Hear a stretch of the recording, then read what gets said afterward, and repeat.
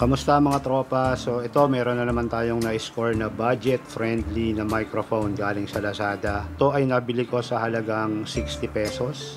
Kung makikita nyo yung kanyang input jack, dalawa lang ang guhit. Ibig sabihin ito ay isang TRS na input jack. Design talaga tong microphone na to para gumana sa mga cameras. Pwede sa action camera, pwede din sa DSLR or sa mirrorless, as long as meron kang adapter. Ang adapter na ginagamit natin is itong Boya BY-K4. So USB-C to TRS female adapter. Ito ay design talaga para gumana sa mga TRS na input jack na katulad neto. Dalawa lang yung guhit. Kapag yung jack ninyo ay tatlo ang guhit, yun po ay tinatawag na TRRS. Yun po ay pang cellphone. Hindi po siya uubra ng maganda kung gagamitin nyo siya pang camera kasi hindi po mapasok ng buo yung audio na nire-record nyo doon sa camera nyo.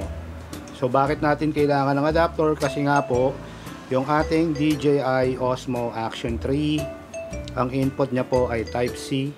Kaya ito ang kailangan natin gamitin, tsaka natin ikakabit yung microphone dito. Ganyan. Yung DJI nga pala ay naglabas na rin ng kanilang sariling audio adapter. Yun yung ikakabit mo dito para makagamit ka nga ng ganitong mic. Pero bakit ito yung ginagamit natin, itong Boya BY-K4? Kasi po yung audio adapter ng DJI Osmo ay nasa around 2,000 pesos.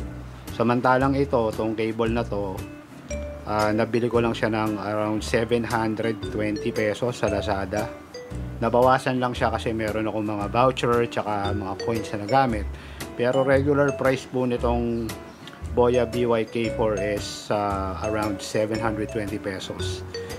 Compared dun sa may adapter na nilabas ng DJI Osmo na nagkakahalaga ng mahigit 2,000 piso. So, kung compare, tipid pa rin tong setup na to kasi kahit na ganun yung adapter mo, pwede mo pa rin gamitin tong 60 pesos na microphone na to. Tsaka itong volume na to nasa around 80 pesos lang to. So, all in all, kung itong setup na to, yung buong yan, so most likely wala ka pang 1,000 pesos. Bali mga tropa, nasubukan ko na tong setup na to, direkta lang. Ang problema, sobrang lakas ng sagap ng mic na to. Bali ganito yung kalalabasan yan mga tropa. Yung Boya BY-K4, tapos yung microphone nakasaksak yan. Ngayon, ang problema ko, nung tinesting ko to, sobrang lakas ng sagap ng microphone na to. Kahit ibaba ko yan sa -12, sobrang lakas niya na nababasag na yung tunog. Lalo na kapag yung mahangin na o kaya medyo bumilis-bilis ka, nababasag yung tunog niya. Meron akong ipi-play na clip para maintindihan niyo yung sinasabi ko.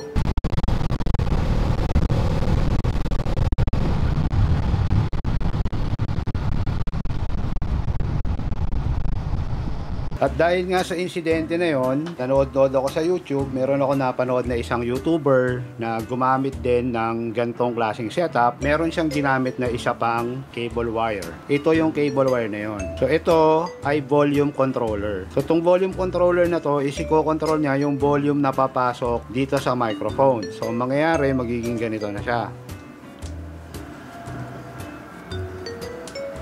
Okay? So yung microphone, dadaan dito sa volume controller, papunta dito sa DJI Osmo Action.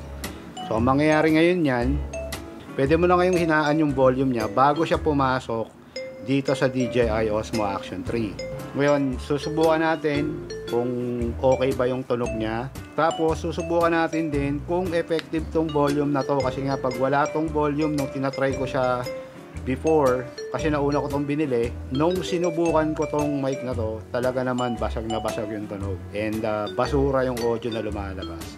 Kaya tara mga tropa, samahan nyo ako, mumotor tayo gamit tong setup na to. Hello, good morning mga tropa, kamusta kayo dyan? So ito na nga, itetest na natin tong volume controller na nabili natin sa Lazada. Bali itong controller na to, ginagamit talaga to sa mga earphones, no? Kunyari ayaw mo ilabas yung cellphone mo para hinaan yung volume ng music mo, doon talaga siya ginagamit. Yun ang purpose niya. Ngayon, susubukan lang natin kung uubra siya dito sa microphone. Kasi nakita ko doon sa isang YouTuber, hindi ko alam kung anong bansa siya, naka DJI Osmo rin yung ginagamit niya eh. Sinubukan din niya yung BYK4 na audio adapter. Tapos meron din siyang microphone, pero yung microphone niya lavalier mic. Yung sa atin lavalier din naman, kaya lang ibang klase. Nung sinubukan ko siya, na-direkta ko siya sa BYK4. Maahon tayo. Tulay.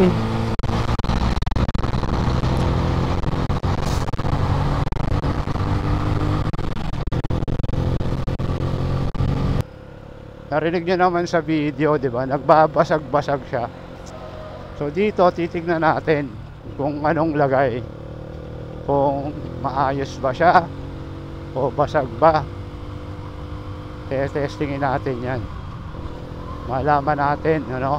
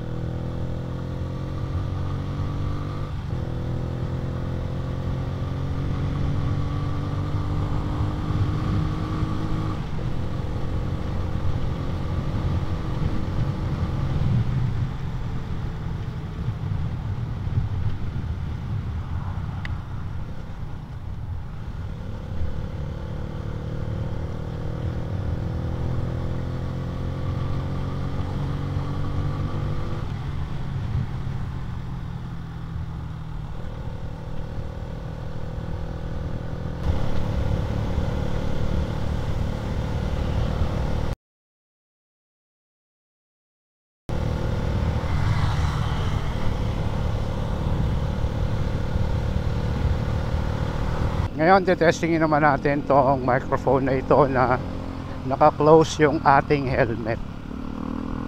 Pakinggan natin yung tunog. Yan mga tropa, kamusta naman? Nakasarado na yung ating helmet. So hindi natin alam kung ano yung tunog nito. Kamusta naman kaya? Bass kaya siya? Dami kayang bass. Eto na nga, no, naka-close yung ating helmet. Malamang sa malamang, syempre, tunog kulob na naman. Hello, mic test, hello. Kamusta naman kaya ang tunugan kapag ka nakasarado ang helmet? Malamang sa malamang, durog ang tunog. Sure ball. So yun mga tropa, nagkamali ako doon sa sinabi ko sa huling parte ng video habang tinetest ko yung naka-close helmet. Sa totoo lang, nagulat ako nung pinapakinggan ko na siya sa editing kasi malinaw yung sagap ng boses. Hindi ko akalain na kayang mag-produce ng 60 pesos na microphone ng ganong klaseng audio. Maganda yung quality at hindi nagbabasag-basag. So kung yung microphone nyo kagaya nung nagamit ko or nabili ko na masyadong malakas umagap, I think yung solusyon doon is yung volume controller. Maraming salamat mga tropa. Sana meron kayong natutunan sa video na ito. Kung meron kayong mga tanong, mag-comment down lang kayo. Maraming salamat sa inyo. Ciao.